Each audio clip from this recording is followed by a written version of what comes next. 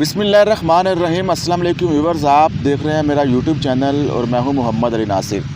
Viewers, मैं एक ऐसे शख्स के साथ मौजूद हूं जिन्होंने बड़ा अरसा तक मॉडलिंग की दुनिया में रहे, दुनिया की रंगीनियों में उन्होंने बड़ा वक्त गुजारा, लेकिन वो इस्लाम की तरफ राग़िब हो गए। और कैसे ये उनके दिल में ये चीज़ आई कि अब ये दुनिया फ़ानी है और इसने एक दिन ख़त्म हो जाना है और जो नाम रहना है वो अल्लाह का रहना है। ऐसा क्या वाक़या था कि आप मॉडलिंग कर रहे हो? क्योंकि मॉडलिंग के अंदर बहुत कम लोग ऐसे वाक़या देखते हैं कि जो मॉडलिंग से सब कुछ छोड़कर, क्योंकि उस टाइम तो उनको फ़ेम मिल रहा होता है, शोहरत मिल रही होती है, पैसा आ रहा होता है। तो ये कैसे पॉसिबल है कि वो चीज़ छोड़ने के बाद आप सब कुछ ख़त्म करके आप इस्लाम की तरफ आ जाओ? तो ये सब चीज़ें हम जानेंगे। इन्हीं की ज़बानी नाम है इनका अली अब्बास। अपने प्रोग्राम का आगाज़ करते हैं इस सारी सूरत हाल पर गुफ्तगू करने के लिए। अस्सलाम वालेकुम अली अब्बास साहब, क्या हाल चाल आपके? ठीक है। वालेकुम अस्सलाम, अल्हम्दुलिल्लाह। आप कैसे हैं? ठीक है जी, मैं अल्लाह का करम है, अल्लाह का शुक्र है। अली अब्बास साहब, आज हम अपने व्यूवर्स को बताना चाहते हैं कि आपने मॉडलिंग की दुनिया को छोड़ने के बाद मज़हब की तरफ आए, दाढ़ी रख ली और ये सब वाक़यात कैसे रोनुमा हुए। लेकिन सबसे पहले आप हमें ये बताएं कि आप मॉडलिंग कितना अर्सा तक की आपने, और मॉडलिंग के दौरान आपकी क्या ऐसी कलरफुल लाइफ थी जिसके अंदर आप दुनिया की रंगीनियों में अपना वक्त गुजारते रहे? मैंने मॉडलिंग 2014 से 2019 तक की है। 5 साल मैंने की है और मेरी मसरूफ़ियत होती थी। मैं एज अ कोऑर्डिनेटर भी था शोबिज़ में। लड़कियों को मैं शोबिज़ में भेजता था। इसके अलावा सॉन्ग के लिए भी, पार्टीज़ में भी। और 5 साल में शोबिज़ में रहा हूँ। पार्टीज़ में जाना आना, गैदरिंग, आउटिंग पे लड़कियों के साथ मिलना जुलना, इस तरह की मसरूफ़ियत मेरी थी। अच्छा, बोलते। अच्छा। और मैंने 5 साल किया है और 2019 में जो है काफ़ी फ़ेम मुझे मिल चुका था। मूवीज़ की भी ऑफ़र हो गई थी, ड्रामेज़ की ऑफ़र हो चुकी थी, इसके अलावा कमर्शियल भी की थी। क्योंकि 5 साल हो गए थे तो प्रॉपर मैं शोबिज़ में इन होता जा रहा था। लेकिन 2019 में जो है ना, अचानक से मेरी सिस्टर का एक्सीडेंट हुआ है, जिसकी 2019 में हमने शादी की थी अप्रैल में, और 7 मंथ प्रेग्नेंट थी और रोड एक्सीडेंट हुआ था उसका। 4 दिन हॉस्पिटल में रही है। उसके बाद जो है 4 दिन के बाद जब डॉक्टरों से पूछते थे कि क्या होगा, उन्होंने बता दिया कि भाई ये सिर्फ दुआ आप करें, आपका पैसा आप जितना भी लगा लेना ये नहीं बच सकती। तो तब हमने फिर सोचा कि पैसा फेम तो कुछ काम आना नहीं है, ये दुनिया की चीज़ें हैं, दुनिया का माल है, दुनिया में रह जाएगा। कि कुछ ही महीनों पहले लाखों रुपए लगा के अपनी हर ख्वाहिश पूरी करके हमने शादी की अपनी बहन की। अब वो भी इस दुनिया में नहीं रही है और एक जवान मौत हमारे लिए इबरत होती है कि हम लोगों की मौतें देखते हैं, हमें इतना कुछ नहीं होता है, हम कहते हैं यार चले आया, मर गया, ठीक है। क्योंकि शोबिज़ में ऐसा ही होता है। और 5 साल जब शोबिज़ में रहा हूँ, जब सिस्टर की डेथ हुई है ना, तो अचानक से हम पे क़यामत टूट पड़ी थी कि ये हमारे साथ क्या हो गया, हम किस दुनिया में खो गए हैं, फ़ेम के लिए, पैसे के लिए, पार्टीज़ में आना जाना। तो तब जब मैं घर आया हूँ तो मैंने सोचा कि अब सोचता रहा, 2-3 दिन परेशान रहा कि अब एक जवान सिस्टर की मौत होगी, अब मेरा क्या बनेगा। मैंने तो इतने इस गंद की फील्ड में, गंद में जाते जा रहा हूँ। और उसके बाद मैंने सोचा कि अब मैं जितनी भी ज़िंदगी है मैं इस्लाम पे, अल्लाह के रास्ते पे गुजारूँगा।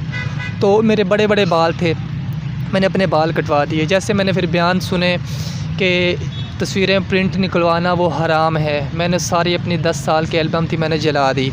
उसके बाद मेरे पास कोई 1000 लड़कियों के नंबर थे, ऐसी लड़कियों के जिनकी एक झलक देखने के लिए लोग तरसते थे, उनसे बात करने के लिए। लेकिन मेरा उनसे रब्ता था एक आम ही थे, तो जैसे मिलना जुलना, तो मैंने उनके नंबर डिलीट कर दिए। उसके बाद मेरी जितनी वीडियो थी जिनमें म्यूज़िक लगा हुआ था, सॉन्ग्स थे, मैंने अपने सारे फेसबुक, ट्विटर, व्हाट्सएप, इंस्टा से हर एक जगह से कर दिए। जो लोगों ने किए हुए थे उन्हें भी मैंने रिक्वेस्ट करके यार ये डिलीट कर दे मेरी चीज़ें। जहाँ जहाँ पर मेरे पास चीज़ें पड़ी थी मैंने सारी वो चीज़ें डिलीट कर दी। ठीक हो गया। अच्छा, तो जब आप अपनी लाइफ में अपने स्टेप उठाया मज़हब की तरफ जाने का, दोस्त वगैरह आपके बने होंगे जो मॉडलिंग जब आप करते थे, तो उन्होंने आपसे रब्ता नहीं किया? उन्होंने आपको क्या कहा कि यार तुम हमें छोड़कर जा रहे हो, या उन्होंने अप्रिशिएट किया? उनका क्या रद्द अमल था?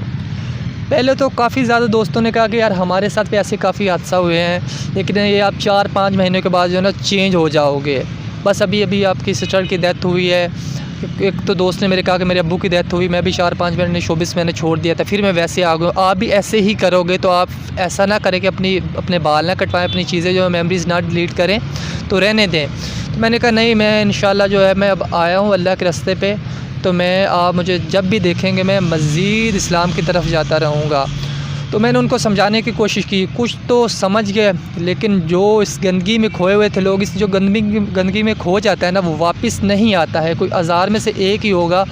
एक तो लोग आम लाइफ में हो ना, तो उन्हें थोड़ा सा फेम मिल जाए, वो नहीं वापस आते। और शोबिज़ में एक लड़कियों के साथ आना जाना, पार्टीज़ में आना जाना, तो बहुत मुश्किल होता है वो चीज़ें छोड़ के वापस अपनी दुनिया में आना। तो काफ़ी दोस्तों को समझाया, लेकिन नहीं समझे। एक दो समझ गए थे, तो जिन्हें मैंने शोबिज़ में भेजा था, क्योंकि उनके पास और कोई लिंक नहीं थे, मेरी तरफ से गए थे, तो मैंने उन्हें जो है ना वो वापस भेज दिया। नेक्स्ट अच्छा, तो आप हमें अली बात साहब ये भी बताएं कि जब आप शोबिज़ में थे आपकी आमदनी कितनी हो जाती थी कि आप जो सा था मुतमईन थे, आमदनी अच्छी थी, कितनी आमदनी हो जाती थी? और अब का वाला से बता दें कि अब कैसी लाइफ गुजर रही है जब मज़हब की तरफ आप आ गए हैं? तो आमदनी सर बहुत अच्छी हो रही थी। आप यूँ लगा लें कि मैं अगर एक बंदे को शोबिज़ में भेजता था ना, मुझे कोई एक फ़ोन कॉल पे 10, 15, 20 हज़ार मिल जाते थे। मतलब कि मैं बहुत अच्छी आमदनी मेरी हो रही थी, बहुत अच्छे पैसे कमा रहा था, और फ्री में थे। एक फ़ोन कॉल, खुद मॉडलिंग करते थे तब? मॉडलिंग जब करता था मैं अच्छे पैसे कमा रहा था, यानी कि लाखों रुपए कमा लेते थे? जी। तो उसके बाद जब मैंने देखा कि पैसा तो काम नहीं आना ना, चाहे करोड़ों रुपए भी कमा ले, हराम की कमाई जो होती है ना, वो आपके हराम में ही जाती है। इधर से आप लाख लेके आए हैं तो सुबह आपको पता ही नहीं चलता था कि आप किधर गए हैं। जितना पैसा कमाया वो हराम का था, हराम में ही गया है। तो अब कैसे महसूस हो रहा है, ज़िंदगी कैसी मुतमईन? कितना अर्सा हो गया है कि आपने ये सब कुछ छोड़ दिया हुआ? 1 साल हो गया है। 2 दिन पहले मेरी सिस्टर की बरसी थी। अच्छा। 1 साल हो गया है पूरा, और मैंने शोबिज़ को छोड़ा। और उसके बाद अल्हम्दुलिल्लाह मैं शोबिज़ के बारे में मैंने कभी सोचा भी नहीं है कि मैं वापस जाऊंगा। काफ़ी मुझे ऑफ़र्स हुई ऐसी कि आप एज़ अ कोऑर्डिनेटर भी काम करते रहे। हमें लड़कियां और लड़के जो है ना वो दिल कैसा महसूस करता है? दिल कितना को मुतमईन है, पुरसकून कितना को महसूस करते हैं अपने आप को? देखें, ज़िंदगी में सब कुछ पैसा शोहरत नहीं होती है। आपके पास सब कुछ होता है लेकिन सुकून नहीं होता है। अभी मुझे पैसा भी मैं कमा रहा हूँ, लेकिन सबसे बड़ी बात है कि सुकून है। अपने घर वालों को टाइम दे रहा हूँ, अपने अल्लाह को टाइम दे रहा हूँ। मैंने लोगों के लिए अल्लाह को नाराज़ कर दिया था, लोगों को खुश करते करते मैंने अपने अल्लाह को नाराज़ कर दिया था। तो अब सबसे बड़ी बात है कि मैं अपने अल्लाह को राज़ी कर रहा हूँ। मैं लोगों के बारे में बिल्कुल नहीं सोचता। पहले होता था कि बाहर जाना, कि ख़ुद को देखना, यार बाल कैसे लग रहे हैं, ड्रेसिंग कैसी है मेरी, मैं अच्छा भी लग रहा हूँ, बुरा लग रहा हूँ, शीशे में बार बार देखना कि लोग क्या सोचेंगे। तो अब यह है कि जैसा भी होता हूँ बस अपने कपड़े पाक साफ़ रखता हूँ कि नमाज़ पढ़नी होती, कहीं भी आना जाना पड़ सकता है। तो तबलीग का भी काम करना शुरू किया आपने? जी, मैंने बिल्कुल तबलीग का काम करना शुरू किया है। अभी तो कुछ मसरूफ़ियत सिस्टर की डेथ के बाद ऐसी थी कि मैं कहीं जा नहीं पाया, लेकिन जितने मेरे फ्रेंड थे ना, काफ़ी ज़्यादा फ्रेंड थे, हज़ारों फ्रेंड थे, उनको मैं तबलीग करता हूँ कि जितने फ़ेसबुक फ्रेंड थे, इसके अलावा बेस्ट फ्रेंड थे, फैमिली फ्रेंड थे, सबको समझाता हूँ। तो उसके बाद नमाज़ें पढ़ता हूँ, 5 वक्त की नमाज़ पढ़ता हूँ, कुरान पाक पढ़ना शुरू किया है। क्योंकि पहले तो होता था शोबिज़ में बस एक जुमे की नमाज़ पढ़ी कि नाम के मुसलमान हैं, कि हम मुसलमान हैं। तो जब से छोड़ा है अल्हम्दुलिल्लाह काफ़ी लोगों को मैंने चेंज भी किया है। तो कई लोग जब इस्लाम की तरफ आते हैं कहते हैं तहज्जुद की नमाज़ नहीं छोड़ते, तो आप भी तहज्जुद वगैरह पढ़ते हैं? जी, मैं बिल्कुल तहज्जुद पढ़ता हूँ, लेकिन मैं ऐसे झूठ ना बोलूँ कि मैं पूरा साल पढ़ता हूँ। मैंने पूरे रमज़ान में तहज्जुद पढ़ता रहा हूँ। उसके अलावा भी जब मैं ज़्यादा काम से, क्योंकि ऐसा मेरा काम है, बहुत थका हुआ होता हूँ कि घर की मसरूफ़ियत होती है, तो मैं तहज्जुद की नमाज़ भी पढ़ता हूँ। तो तहज्जुद के तो आप अल्लाह से मोहब्बत है ना आपकी, असल तो आप पे वो फ़र्ज़ नमाज नहीं, आप फ़र्ज़ 5 नमाज़ें हैं आप वो पढ़ें। इसके अलावा बहुत ज़्यादा एक काम है आप पे, फ़र्ज़ हैं जो हराम है उनसे बचें। मैं हर एक चीज़ से जो मुझे पता चलता है कि ये हराम है, किसी गैर महरम से बात करना, उससे मिलना, ये सारी चीज़ें मैंने अपनी ज़िंदगी से ख़त्म कर दी है। तो किसी उलमाए कराम से इंस्पायर भी हैं? जिस तरह कई लोग कहते हैं कि मौलाना तारिक जमील साहब का बयान सुनने के बाद अपनी लाइफ में अंदर अपना चेंजिंग महसूस की है, तो ऐसा भी कोई है कि आप किसी उलमाए कराम को सुनने के बाद आप समझते हो कि यार मैं जब सुनता था तो मैं रोने लग जाता था?